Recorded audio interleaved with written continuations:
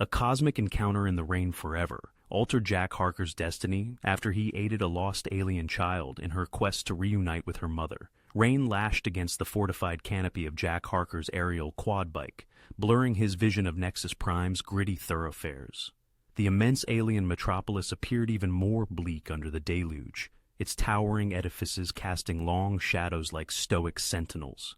Jack adjusted his vehicle's controls, his robust forearms tensing as he navigated one of the deserted outer city routes. "Confounded weather system," he grumbled, clearing condensation from the interior of the windshield. Earth's colonial settlements boasted superior climate control to this infernal place, yet the remuneration for security contractors on Nexus Prime was 3 times what I'd earned back home.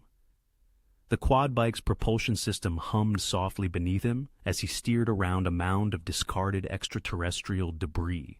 So engrossed was he in avoiding the refuse that he nearly overlooked a small figure standing solitary in the downpour. Jack decelerated his vehicle, peering through the rain. A child, no, an alien child, shivered by the roadside, attempting to shield herself with what appeared to be a flimsy plastic bag. Her delicate blue skin was drenched, and her expansive sapphire-hued eyes gazed with apprehension at his approaching craft. Light-colored hair adhered to her face, and her simple pink garment was thoroughly saturated. "Blast it," Jack murmured, a knot tightening in his chest at the sight.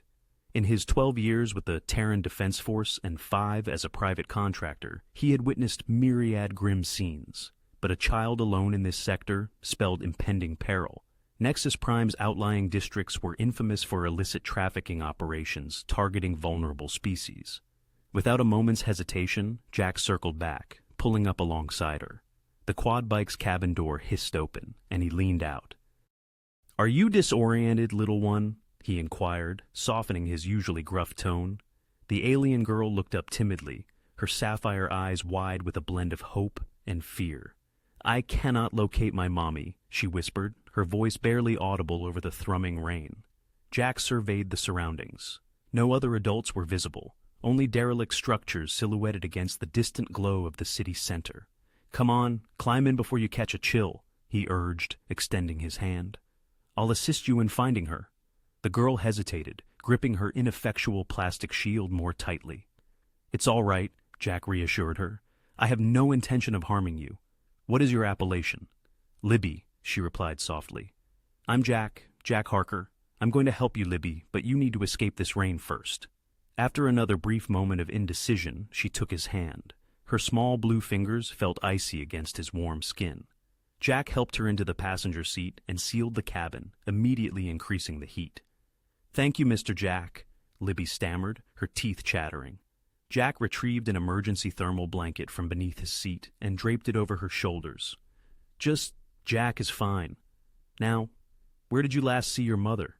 "At the market," Libby recounted, pulling the blanket tighter. "The enormous one near the silver towers. We were admiring exquisite fabrics, and I spotted a luminous butterfly. I pursued it, but when I turned around, Mommy was gone." Her lower lip quivered. "I attempted to retrace my steps, but everything appears altered in the rain." Jack nodded, inputting coordinates into the navigation system. "The Central Market District. That's approximately 20 minutes from here. We'll locate her. Do not be concerned." As the quad bike ascended and accelerated towards the city center, Jack frequently glanced at his diminutive passenger. She was gradually warming, her blue skin regaining some of its vibrancy. Her large eyes darted around the cabin, observing the various controls and display screens. "You possess numerous buttons," she remarked. Jack managed a faint smile. "This is a modified T-Dosef patrol vehicle. I employ it for my duties." "Are you a military operative?" Libby inquired, her head tilted inquisitively. "I once was. Now, I'm what one might term a problem solver." "Like a heroic figure?" Her eyes widened with childlike astonishment. Jack chuckled. "Not precisely, merely an individual performing a job." He paused, studying her. "What about you? You aren't a native of Nexus Prime, are you?" Libby shook her head. "We originate from Elysium. Mommy is a textile designer. We visited for the trade festival." She looked down at her sodden dress. "This is one of her creations." "It's exceptionally appealing," Jack commented, though fashion was arguably the last subject he knew anything about. As they neared the market district, the thoroughfares grew more congested with diverse alien species hurrying through the downpour. The silver towers Libby had described came into view, colossal structures housing the planet's most exclusive retail establishments. "Do you recall the precise location within the market where you were?" Jack asked, Libby's face furrowed in concentration. There were azure lights and a fountain with animated water. "The Azure Pavilion," Jack confirmed. "I am familiar with it." He guided the quad bike towards a designated landing pad near the market's entrance. As they touched down, Jack noticed Libby's apprehensive expression. "Hey," he said gently, "we will find your mother, I pledge it." Libby nodded, but her small hands clutched the blanket tightly. "What if she has already departed to search for me? Then we will continue our search until we find her," Jack stated firmly. "I will not leave you alone again." Little did Jack realize that this serendipitous encounter in the rain would irrevocably alter his life's trajectory. The Azure Pavilion buzzed with activity despite the external downpour. The market's climate shields maintained a dry interior, while holographic blue illuminations danced across the ceiling, simulating clear skies. Jack escorted Libby through the throng, his hand protectively resting on her shoulder as they navigated the labyrinthine vendor stalls. "Do you discern anything familiar?" Jack queried, scanning the area with practiced vigilance. Libby pointed toward a fountain where water jets performed an intricate dance. "We were over there, near the sparkling fabrics." As they approached the textile section, Jack observed two Dravian males, tall, gaunt figures with ashen skin, watching them with an unsettling intensity. Their eyes tracked Libby's movements with predatory focus. "Remain close," Jack murmured, positioning himself between Libby and the Dravians. His hand instinctively gravitated towards the concealed blaster at his hip. "Libby!" A desperate cry punctuated the market's clamor. A slender, blue-skinned woman with flowing silver hair pushed through the crowd, her elegant turquoise dress swirling around her. "Mommy!" Libby broke free from Jack's grasp and sprinted towards her mother, who knelt and embraced her daughter. "Thank the celestial stars!" The woman's voice trembled as she held Libby tight. "I have been searching everywhere." Jack approached slowly, affording them space for their reunion. The woman looked up, her luminous eyes, the same sapphire hue as Libby's, meeting his. An electric current seemed to pass between them, a connection that momentarily caused Jack to forget the bustling marketplace. "You found her," she stated, rising gracefully. "I am unable to express my gratitude." "Jack assisted me, Mommy," Libby explained. "His flying machine possesses numerous buttons." The woman extended her hand. "I am Ava. You have my everlasting thanks for safeguarding my daughter." Jack took her hand, surprised by the warmth that spread up his arm at the contact. "Jack Harker, I am pleased I could be of assistance." Ava's fingers lingered in his for a moment longer than necessary. "Please, I must recompense your kindness. Would you join us for dinner?" Before Jack could respond, he noticed the Dravians advancing, speaking into communication devices. His instincts flared. "I would be honored," he said, maintaining a casual tone while positioning himself to observe the suspicious figures. "But first, I believe we should relocate." Ava detected his change in demeanor and glanced around. "Is something amiss?" "Potentially. Those two have been scrutinizing Libby since our arrival." Ava's expression hardened. "The Dravians. They have been shadowing us since we landed on Nexus Prime. You are acquainted with them?" "Not personally, but their kind have a reputation for targeting alien, particularly children. Our genetic composition is valuable to certain factions." Jack nodded grimly. "Let us proceed towards the exit. Keep between me and the wall." As they navigated the market, a piercing alarm suddenly blared throughout the pavilion. Red emergency lights supplanted the serene blue glow. "Attention all patrons!" boomed an automated voice. "A security breach has been detected. Please proceed to designated evacuation points. This is not a drill." Panic erupted as shoppers rushed towards the exits. Jack pulled Ava and Libby closer, shielding them from the surging crowd. "This way," he directed, guiding them towards a service corridor he had noticed earlier, an ingrained habit from his military days. They slipped through the door just as the main exits became bottlenecked with frightened shoppers. The service corridor was dimly lit and mercifully deserted. "How did you know of this passage?" Ava asked, her voice hushed. Former Terran Defense Force, Jack explained. Old habits persist. Ava studied him with newfound appreciation. You humans and your survival instincts, remarkable. They reached an exit that opened onto a rain-slicked alley. Jack's quad bike was parked several blocks away, but the evacuation chaos rendered a direct route impossible. We need to find shelter until this commotion subsides, Jack said, checking the alley in both directions. My accommodations are nearby, Ava offered. The Celestial Gardens District. Jack raised an eyebrow. An upscale locale. The trade festival sponsors arranged it, she explained. It is secure and possesses private access. As they hurried through back alleys towards the residential district, the rain eased to a gentle mist. Libby kept pace between them, her small hand clutching her mother's. You mentioned the Dravianians have been pursuing you, Jack said quietly. Why? Ava glanced down at Libby, then back at Jack. It's intricate. Perhaps we can discuss it later. The implication resonated clearly, not in front of the child. They arrived at the Celestial Gardens, a magnificent edifice of gleaming white stone and vibrant flora spiraling up its exterior. Ivor ushered them into a private elevator that ascended after scanning her palm. Her lavish suite occupied half of the 87th floor, offering panoramic vistas of Nexus Prime's skyline. The rain clouds began to dissipate, allowing the twin moons to bathe the city in a soft silver glow. Levy, why not indulge in a warm bath? I suggested. I've laid out your favorite pajamas. As Libby vanished into the bathroom, Ivy turned to Jack, her composure visibly cracking. Thank you, she whispered, her voice barely audible. If you hadn't found her... But I did, Jack reassured her, suddenly acutely aware of their close proximity.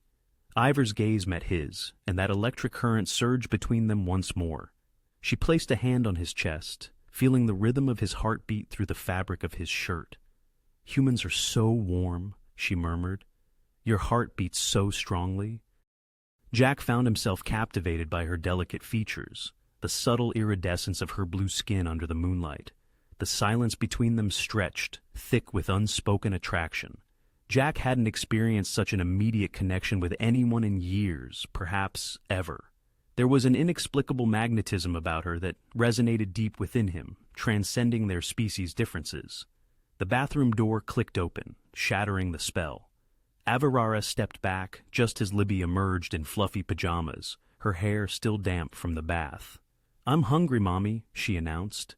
Avira smiled, a faint blush dusting her blue cheeks. Then, let's prepare dinner for our hero, shall we? Dinner proved to be a surprisingly domestic affair. Avira prepared a meal of luminescent seafood and fragrant herbs that infused the apartment with enticing aromas. Jack was mesmerized by her graceful movements as she worked, the subtle shimmer of her skin beneath the apartment's soft lighting. Libby chattered excitedly throughout the meal, recounting her adventure with animated gestures. And then Jack's flying machine went whoosh over the buildings. It was so fast. It sounds like quite the adventure, I smiled, her eyes meeting Jack's across the table, though perhaps one we shouldn't repeat. After dinner, Libby's eyelids began to droop. The day's excitement had evidently taken its toll. Time for bed, little star, Ivor said, guiding her daughter toward a bedroom off the main living area. Say goodnight to Jack. Good night, Jack, Libby mumbled sleepily. Will you still be here tomorrow? The question caught Jack off guard. Of course he will if you're... answered smoothly. Jack is keeping us safe, remember? Once Libby was tucked in, Avira returned with 2 glasses of iridescent blue liquid.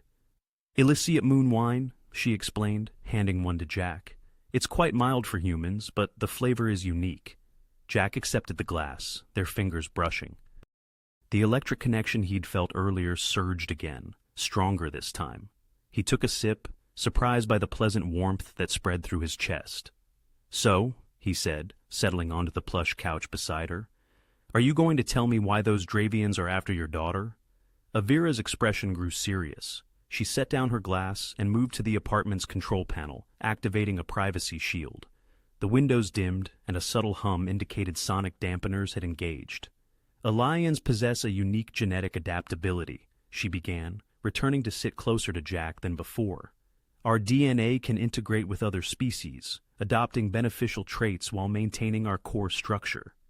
That sounds valuable, Jack observed. More than you know. For centuries we kept this ability secret, living quietly on our home world. But when we joined the Galactic Concord 50 years ago, certain corporations discovered our potential. Her voice hardened. They see us as resources, not people. And Libby. Aver's eyes glistened with unshed tears. My daughter possesses a rare genetic variation. Her adaptability is exponentially more powerful than most Elysians. The Nexus biotech conglomerate wants to study her, harvest her genetic material to create adaptable bioweapons. That's why you're here for the trade festival, a cover story. We're actually seeking asylum with the Terran Protectorate. Your people have laws against genetic exploitation that could protect us. Jack leaned forward. The Dravians, they work for this conglomerate, mercenaries hired to acquire us. Avera's hand found his, her touch sending warmth up his arm. I didn't expect to find help on Nexus Prime, especially not from a human. What's that supposed to mean? Jack asked, his thumb unconsciously tracing circles on her palm. A smile played out her lips. Humans have a reputation for being unpredictable. Some species find that threatening, but I've always found it fascinating. Fascinating, huh? Jack moved closer, drawn by something he couldn't explain. Your species adapts without changing your genetic code. You overcome obstacles through sheer determination and ingenuity. It's admirable. The air between them seemed to thicken. Jack was acutely aware of her proximity, the subtle floral scent of her skin, the way her silver hair caught the light.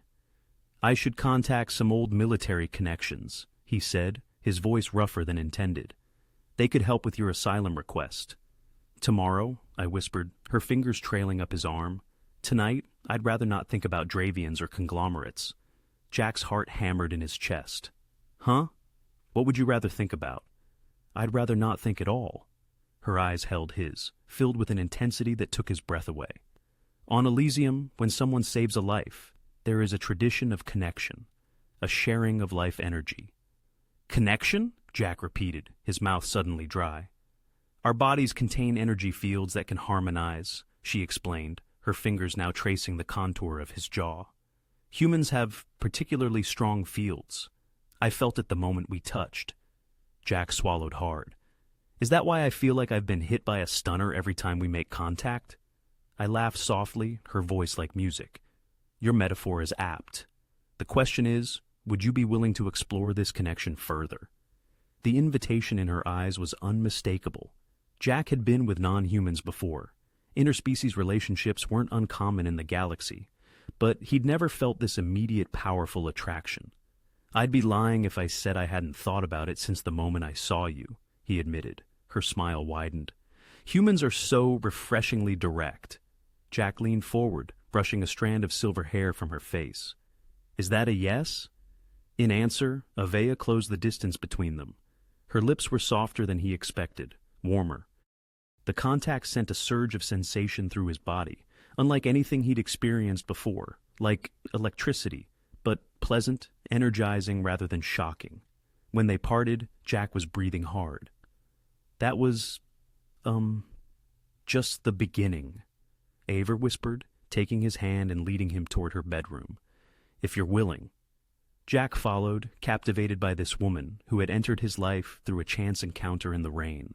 Whatever came tomorrow, Dravians, conglomerates, asylum requests, tonight belonged to them. The door closed silently behind them, and in the darkness of her room, illuminated only by the city lights filtering through the privacy-dimmed windows, Jack discovered that some connections transcended species, language, and even the stars themselves.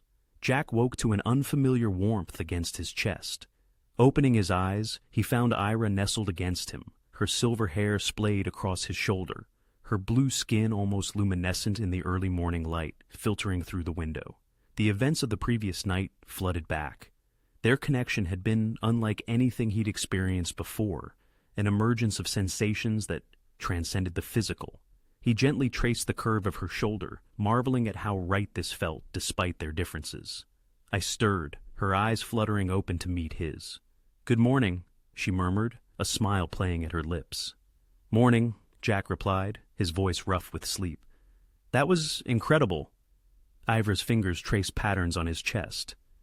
The energy exchange between our species is remarkably compatible. I've never experienced such intensity. Is that what we're calling it? Jack chuckled. Energy exchange? Would you prefer a more human term? Her eyes sparkled with mischief. Cosmic connection, interstellar intimacy. Jack laughed, pulling her closer. I think I like energy exchange. It makes it sound scientific.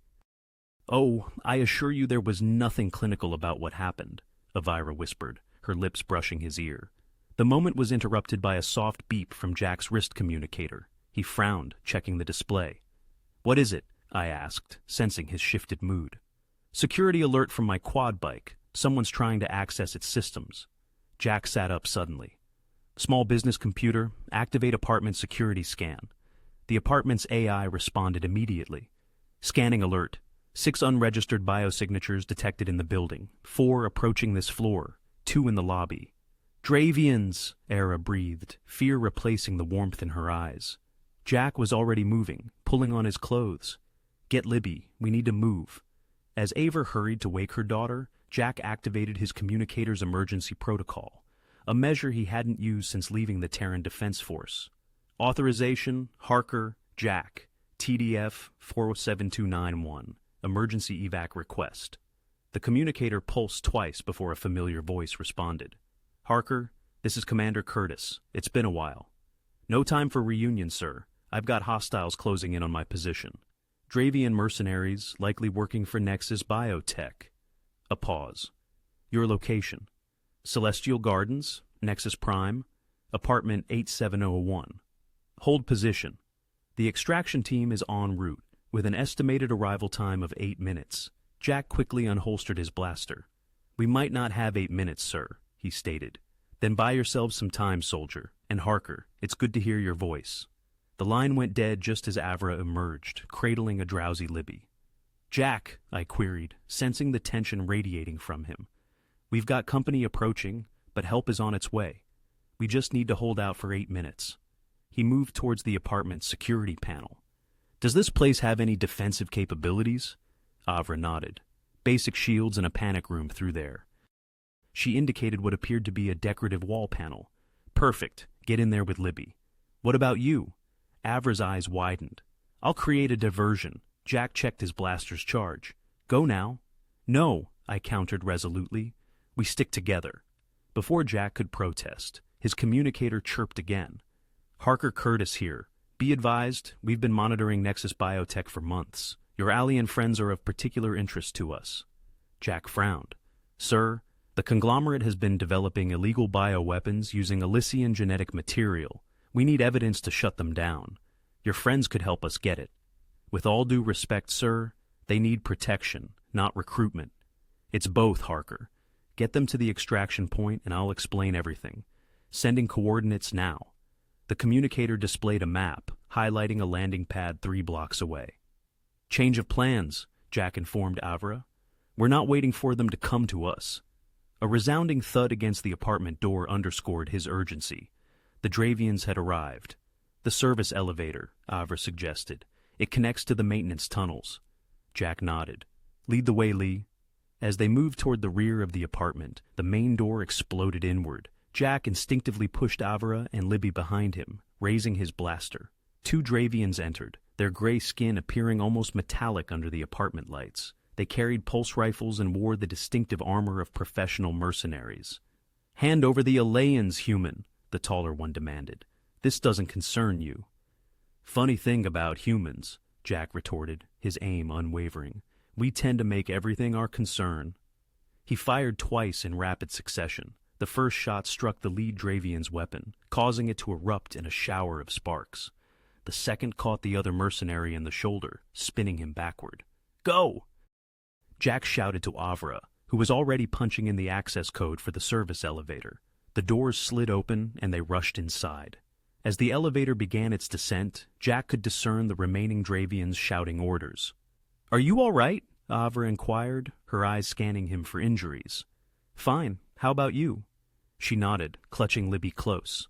The child's eyes were wide, but remarkably calm. You were very brave, Libby stated solemnly to Jack, like the warriors in my storybooks. Despite the perilous situation, Jack managed to smile. "Just doing my job, kiddo." The elevator reached the maintenance level, opening onto a dimly lit tunnel. Jack checked his communicator. "Extraction point is this way. Stay close." As they navigated the tunnel, Avera spoke quietly. "Your commander, he knew about us. Apparently, the Terran Protectorate has been watching Nexus Biotech for a while. They need evidence of illegal bioweapons development." "And we're the evidence," Avra concluded. Jack took her hand. "No one's using you or Libby as bait, I promise." The intensity in his voice surprised even him.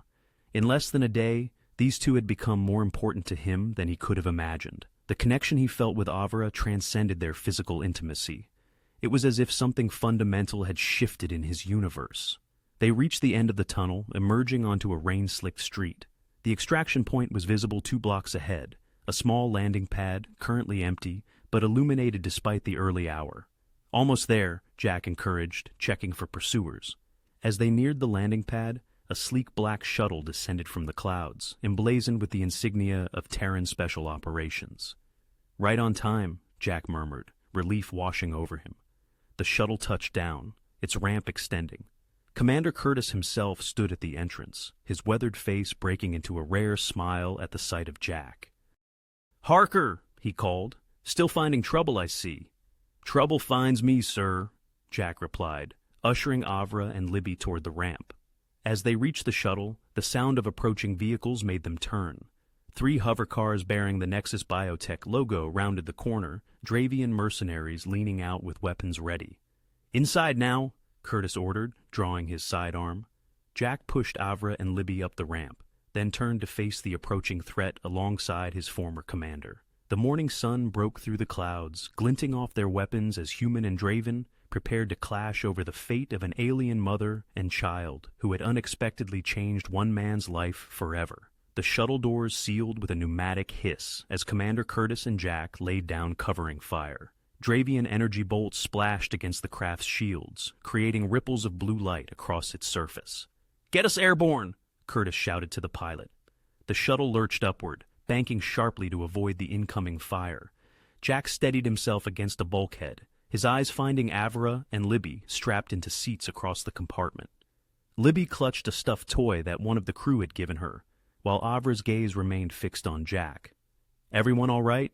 he asked, moving to sit beside them once the shuttle stabilized. Avra nodded, her hand finding his. "Thanks to you." Commander Curtis approached, his weathered face serious beneath close-cropped gray hair. He was older than Jack remembered, more lines around his eyes, more silver in his beard, but his posture remained ramrod straight, a testament to decades of military discipline.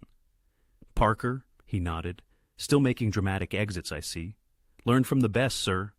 A ghost of a smile crossed Curtis's face before he turned his attention to Avera. "Ma'am, I'm Commander Thomas Curtis, Terran Special Operations.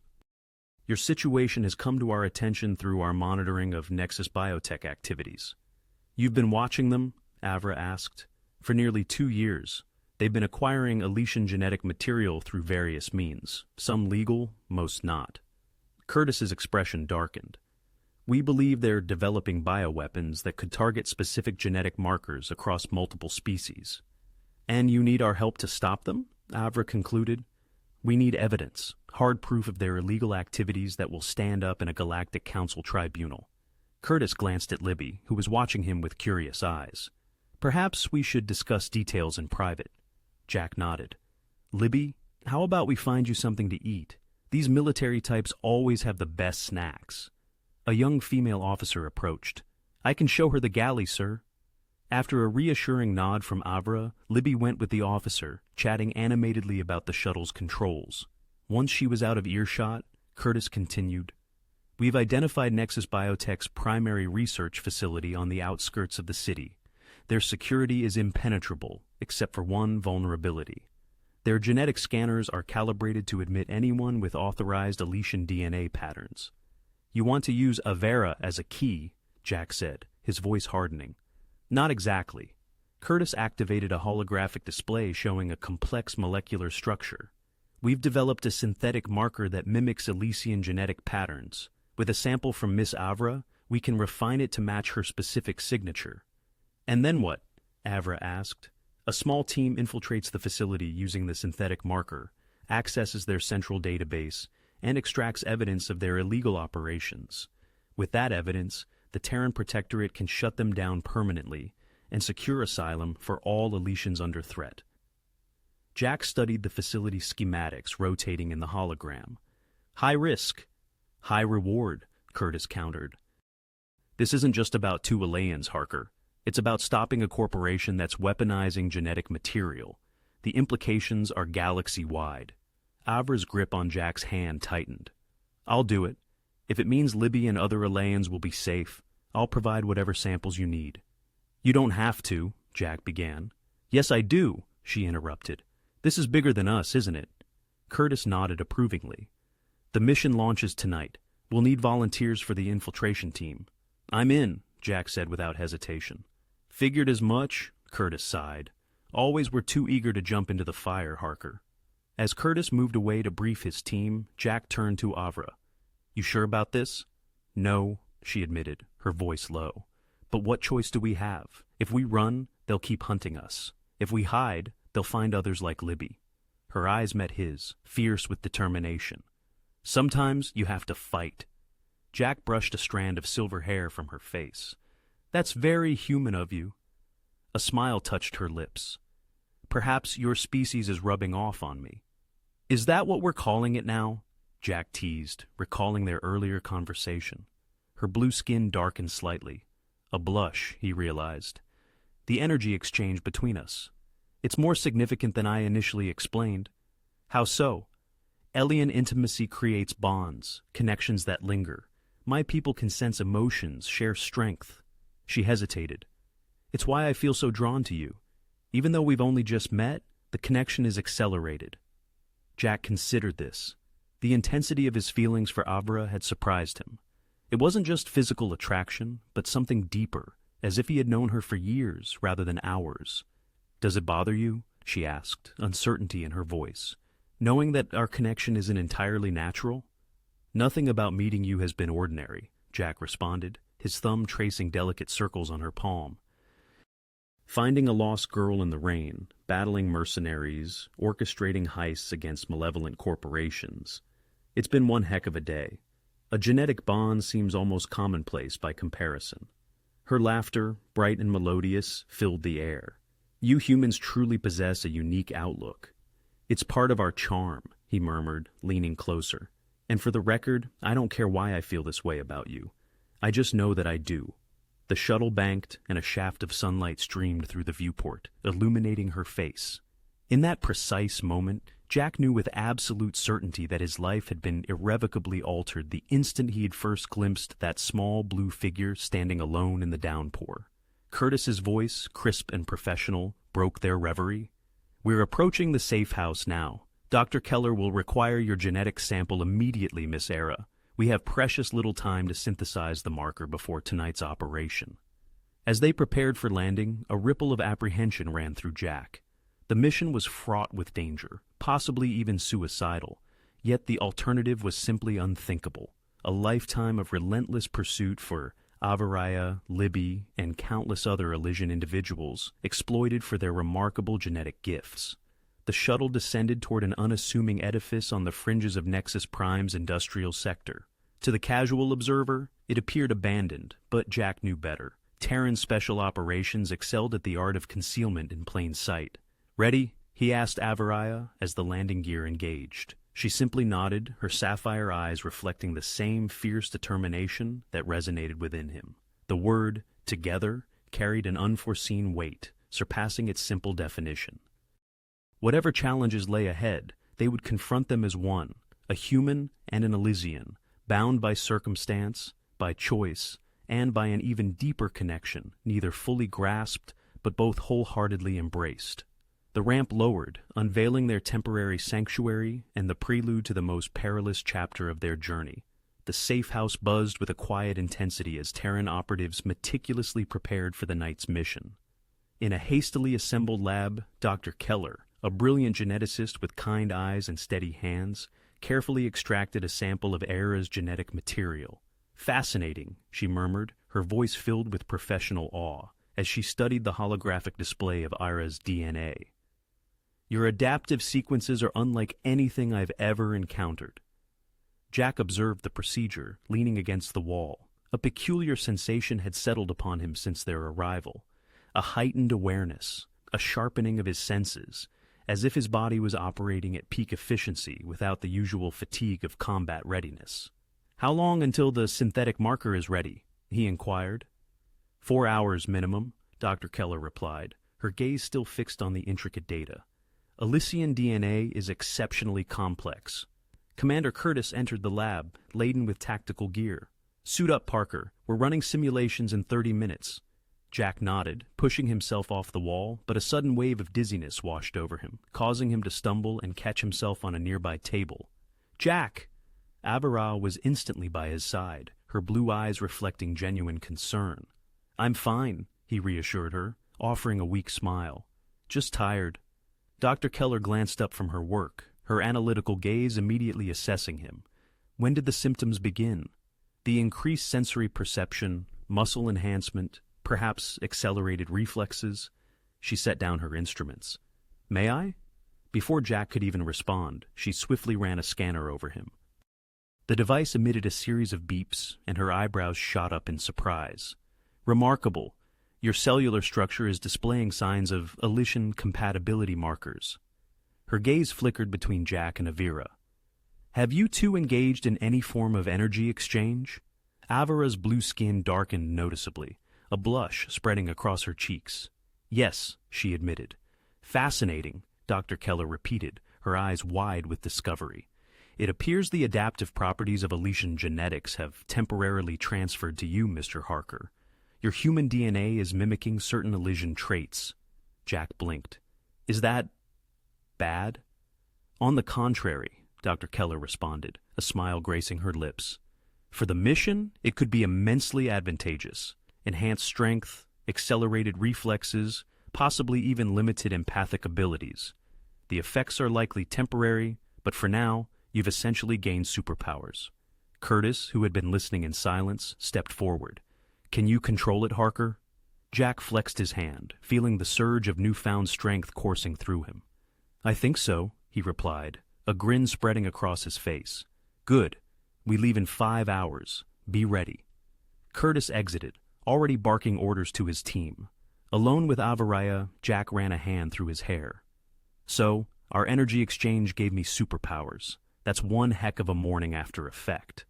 Avira's lips curved into a soft smile. "I should have mentioned it was a possibility. Among my people, such transfers typically require multiple exchanges over time." "Must be my irresistible human charm," Jack quipped, pulling her closer. "Must be," she agreed, her fingers tracing the contours of his face. "Your species has always fascinated me. So adaptable, so resilient, even without genetic advantages." "We make do," Jack murmured, his lips briefly finding hers. "Where's Libby?" "With the communications officer, Miss Newman. She's taken quite a liking to your technology." As if on cue, a burst of laughter echoed from the adjacent room. They found Libby seated at a complex communications array, her small blue fingers dancing over the controls with surprising dexterity. "And this one connects to the subspace relay?" she asked, her voice filled with childlike wonder. Officer Newman looked utterly astonished.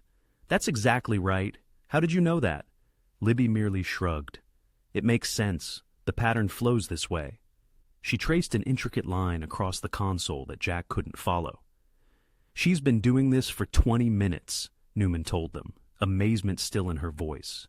"She understands our systems better than some of our recruits." Avira exchanged a significant look with Jack. "Libby has always been intuitive with technology. It's part of her genetic adaptability." Jack knelt beside Libby. "Having fun, kiddo?" She nodded enthusiastically. "Human machines are so interesting. They talk to each other in patterns." "She's a natural," Newman said, smiling warmly at Libby.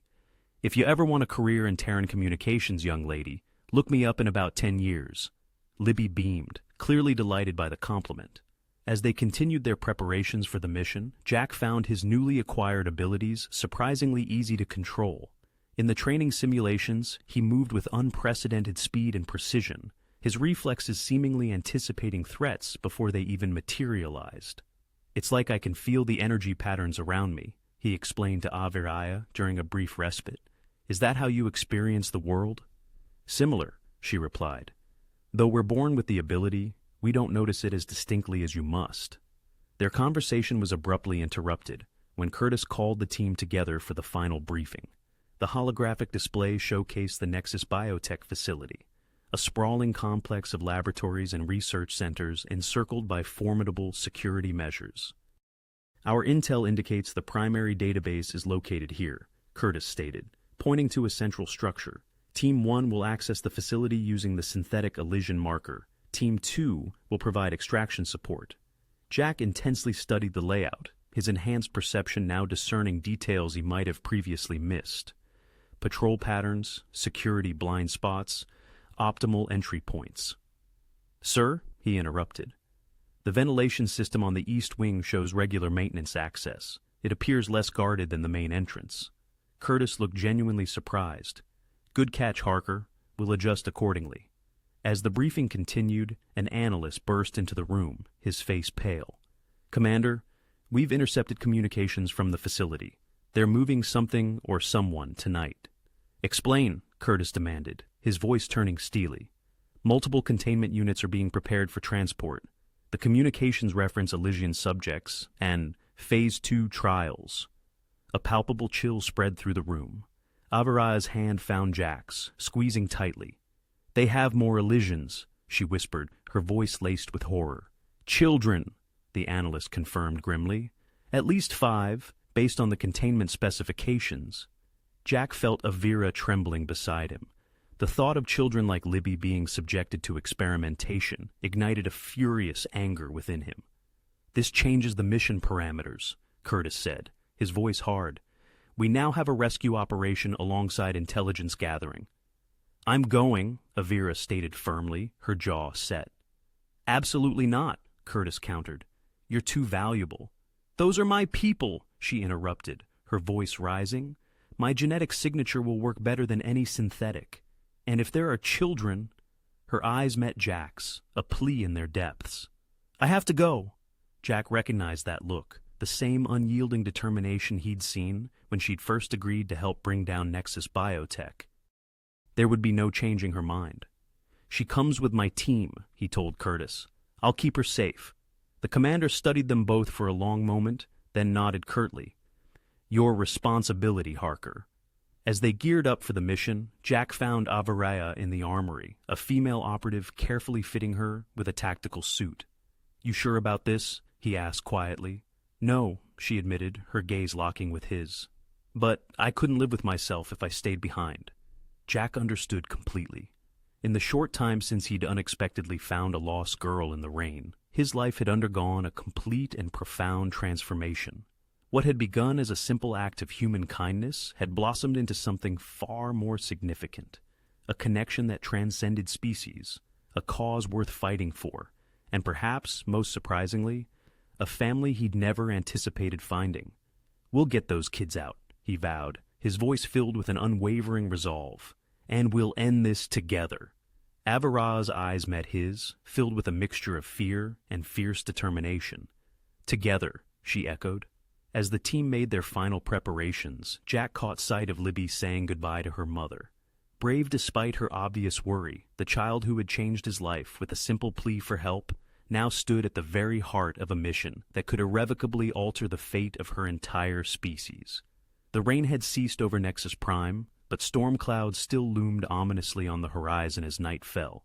Within hours, they would infiltrate one of the most secure facilities on the planet, armed with enhanced abilities, unyielding determination, and the unshakable human drive to protect those who couldn't protect themselves.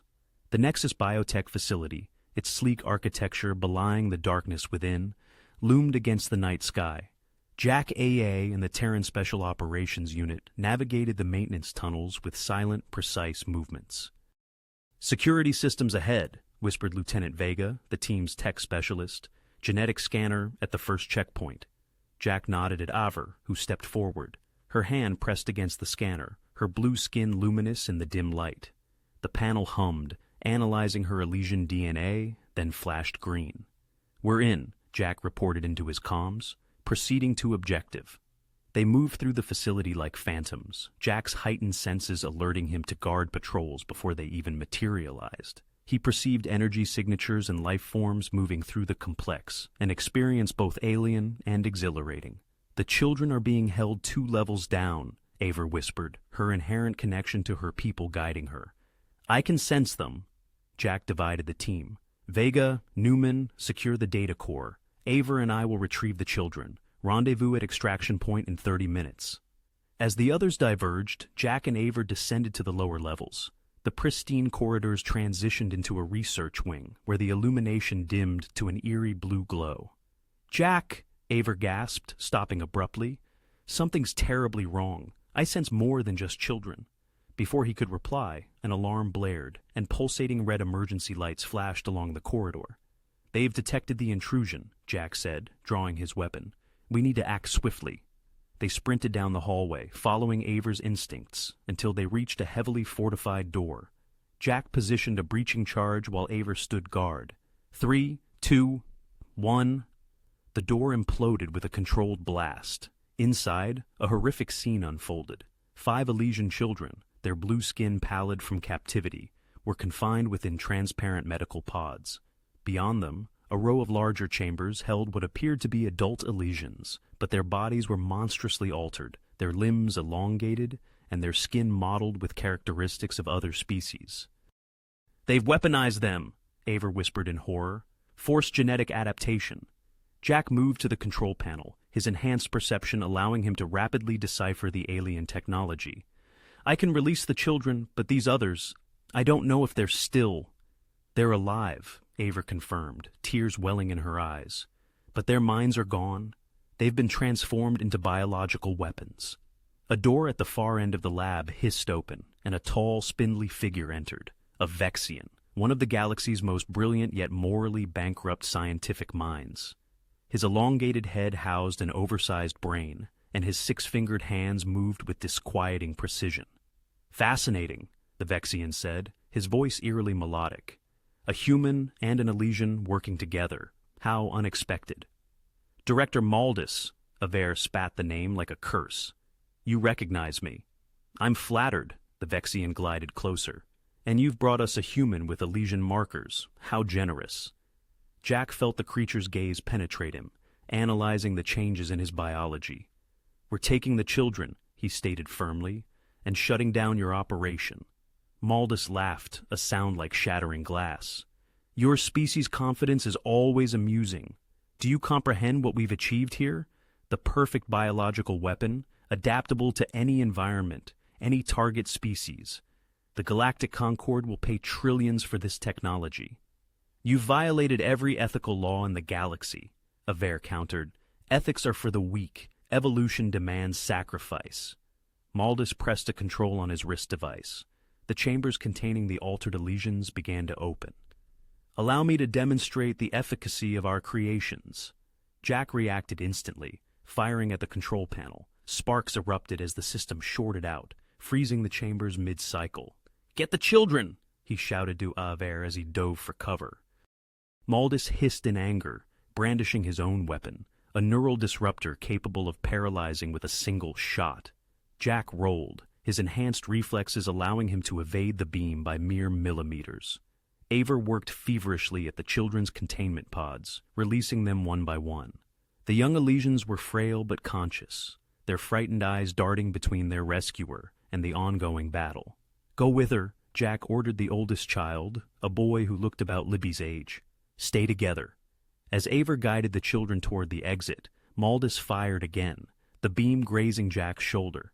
Excruciating pain surged through his nervous system, but the Elysian enhancements in his body fought back, neutralizing the weapon's effect faster than a normal human could.